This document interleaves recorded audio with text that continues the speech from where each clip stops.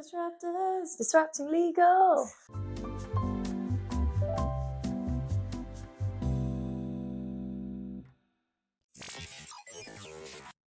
So, Legal Disruptors. Legal Disruptors V2. V2. It's here. We're excited. We're ready. So, do you want to tell me about the history of Legal Disruptors? Because tell you were you. involved in V1 of the report. Towards the end of last year, we sent out a survey to a bunch of in-house legal professionals, mainly based in the US, but we had respondents from all over the world. So when we sent the survey out, we were asking questions on where do you see the role evolving, what areas, what are your challenges, how are you using tech, how are you using AI, how do these create even more challenges, and what are your opportunities? So what would you say were the challenges that came out of that first survey? Firstly, it was clear there's like the role is evolving, the Yeah. evolution of the legal role. Legal teams kind of being not forced, but they're being asked to be more strategic. And this is kind of coming from two angles.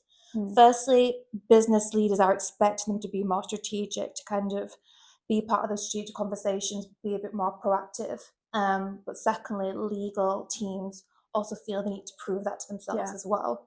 They're not there as a cost center. They're not there as a bottleneck. They can be part of those strategic conversations. They can add a lot of value. But the challenge is doing that, knowing how to do it well, but then also still doing the day job, still reviewing contracts, still proactively looking at risk. So that was one of the biggest challenges. Can you talk me through on some of the other challenges that you saw from the results? So I think the use of like tech and sort of, obviously AI is a bit of a huge buzzword these days. Always. Anyway. It's kind of feels like it's taking every industry by storm. But I think there were some really interesting cases that came out of the interviews kind of around AI in legal and sort of how it's disrupting the industry a little bit. It's kind of thinking, okay, AI isn't going to take my job, but how can it help me be more proactive, be more strategic? And, if it can sort of take away some of that more like mundane, everyday stuff so that you can just do the more sort of human side of things, you'd let it do that, really. Absolutely. That was really clear in the results. Legal teams were wanting to use AI. A lot of them are using it, but they're not using it consistently. And it's hard to know where to start. After the first report, then we wrote the report of the results, we did a commentary, we provided some advice, but we wanted to go a step further. And this is when we started interviewing what we're calling our legal disruptors. So tell me what a legal disruptor means to you. A legal disruptor to me, and from when I've interviewed a lot of these people, it's someone who is kind of disrupting that traditional stereotype of what a lawyer could be. The bottleneck, the cost center, very the sort fun of boring, police, the grey, the corporate. Exactly. And a lot of the people we've interviewed, and these people are from a range of companies, range of countries, backgrounds. A lot of them still work in-house. Some of them have moved from in-house roles to setting up their own legal consultancy, working with other in-house legal professionals.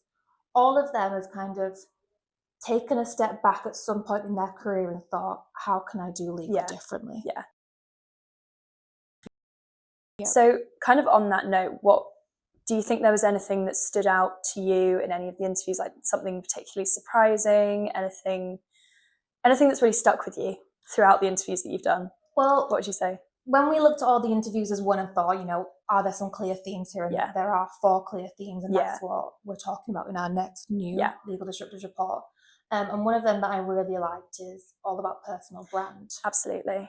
And it wasn't just meaning, what's your kind of brand, and it's what is the legal team's personal brand, how are legal perceived in the company. And one of our disruptors described this as, what do your team or what does the business say about you when you're not in the room? Yes. And that is your personal brand. And obviously people want that to be good, positive. Absolutely. And they want it to be, someone describing that they're collaborative, they're strategic, they work well with the business.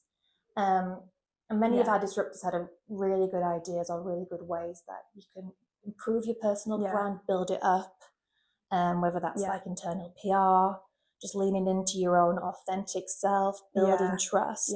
So that was a really good one. And many disruptors had many great things to say. So many different ways of doing it as well, because I remember one of them speaks about wearing colourful ties and smoking and stuff, Renee, and then we've got Patty talking about sort of sponsoring Pride and you know, mentoring women in the business, and sort of just, you know, and I think it's really nice that there's like just so many different ways of building that personal brand.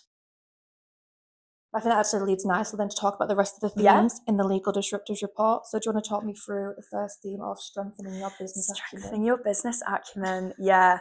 Well, I mean, it kind of makes sense, really. And I, you know, not to say that it's kind of obvious, but like when you think about it, it sort of is, because, you know, how can you advise a business and how can you be proactive and strategic if you don't understand the business? Completely.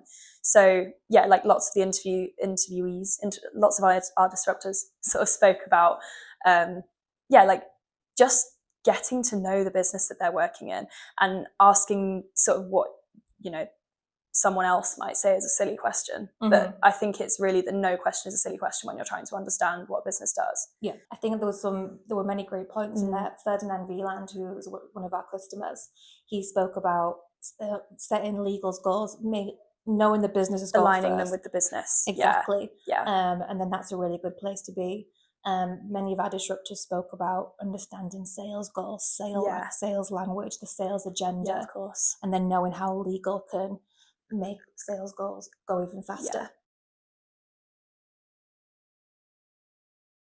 I think that leads us quite nicely onto the second theme, building cross-department relationships. Again, this, just like you said with the first one, strengthening your business acumen, it might seem like an obvious one. The better you work with the rest of the business outside of legal, the better your role will be.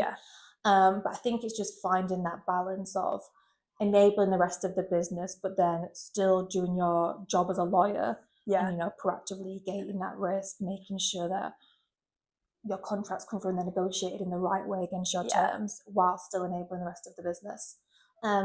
But our disruptors gave some really good tips on how to do this. Claire Sanders, she gave a really good tip when she worked in-house. She said that she would often book a private meeting room when she had to strategically think, really focus, but then balance that time by then setting up her laptop in the company kitchen to show she was open for conversation, open to get to know people. Small things like that might sound really obvious, but she proactively did that in her day, really separating those times to show that she wasn't stuffing away in the office all the time, that she was there ready for open conversations. So we spoke about our third theme, which is all about personal brand. And then our final theme is using tech and AI as your trusted partner. And to be honest, I think that one quote from Claire Sanders really just comes back to me, you know, when she says, let tech do what tech's good at, let humans do what humans are good at, and together we're forced to be reckoned with. And I think that just, strong quote, like, oof, I think that just really sums it up, really, doesn't it? You know, about using tech and AI. And I know we've sort of touched on it already, but do you want to sort of talk through more about that one? Yeah, absolutely. I think one of the biggest challenges, and not just for lawyers and legal departments, but many departments and many businesses, is that, as you said, we have all these AI tools and technology. We're not sure where to start. And I think Tom Fleury, he said a really good point in his interview with that. You need to know your problem to begin with. You need to know what you're trying to get out of tech before you even start using tech. Otherwise, you're just creating more work for yourself, more mess. So understand your problems, understand almost what solution you want to have, and then go from there. And Kate Tyers, she said something really good in her interview about going to conferences, networking, going to seminars, so that you can understand how your peers are also using tech and AI. I think that's really important. Absolutely. A lot of legal teams are very small. Often there's a sole general counsel in a company. They can feel maybe quite alone, quite siloed. So going to these different events and just learning about tech, AI, definitely the challenges, the opportunities. I think that's a much better place to be in. And I think there's another really interesting point that came out of this theme as well, which was like, okay, so what do you do once you've actually got the tech in place?